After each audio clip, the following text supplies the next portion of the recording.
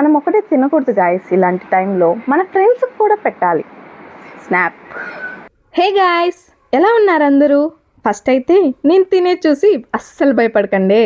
మొన్న ఇంటికి వచ్చేటప్పుడు నేను తెచ్చిన పిజ్జా బేసెస్ చూసి మా వాళ్ళు పిజ్జా అని ఊరికే అడుగుతున్నారు. ఇంకా అవి కూడా ఎక్స్పైర్ అయిపోతున్నాయని పిజ్జా ప్రిపరేషన్ అయితే స్టార్ట్ చేసేసా. ఫస్ట్ అయితే పిజ్జా బేస్ మీద పిజ్జా సాసు మయోనీస్ వేసి మంచిగా స్ప్రెడ్ చేసేసా. ఇంకా దానిపైనే నార్మల్ చీజ్ అయితే కొంచెం వేసేసి అండ్ అలాగే పిజ్జా చీజ్ కూడా కొంచెం వేసేసాను. ఇంకా టమోటా ఆనియన్స్ ఎక్కువ కాంప్లికేటెడ్ కాకుండా ఆ రెండే వేసి ఇంట్లో చికెన్ ఫ్రై చేసి ఉంటే ఆ చికెన్ పీసెస్ ని కట్ చేసి అయితే పిజ్జా మీద వేసేసాను. అంతా బాగుంది అన్న టైంలో మా ఓవెన్ అయితే ఆన్ అవ్వలేదు. ఏంటబ్బా అని చూస్తే ప్లగ్ బాక్స్ లో ప్రాబ్లం వచ్చింది. ఇంకా దాన్ని నేనే సెట్ చేసేసి ప్రీ హీట్ చేసిన ఓవెన్ లో ఆ 2 పిజ్జాలు అయితే పెట్టేశాను.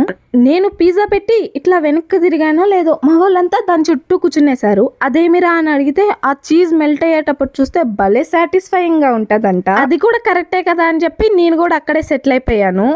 వీడి ఎగ్జైట్మెంట్కి అయితే అసలు మాటలే లేవు. అక్కడ జరిగే ప్రతి చిన్న ప్రాసెస్ ని మాకు చెప్తూ ఉన్నాడు. ఇక మా ముచ్చట్లు అయ్యేలోపే మా పిజ్జా అయితే రెడీ అయిపోయింది. ఇక లేట్ చేయకుండా వేడివేడిగా ఉన్నప్పుడే కట్ చేసి అయితే తినేసాము. టేస్ట్ ఎలా ఉండిందో వీడియో స్టార్టింగ్ లో నేను తినే విధానం చూసే మీకు అర్థమైంది అనుకుంటా. చాలా బాగా వచ్చింది. సరే అయితే ఈ రోజుకి ఇంతే. నెక్స్ట్ వీడియోలో కలుసుకుందామే. Take care, bye.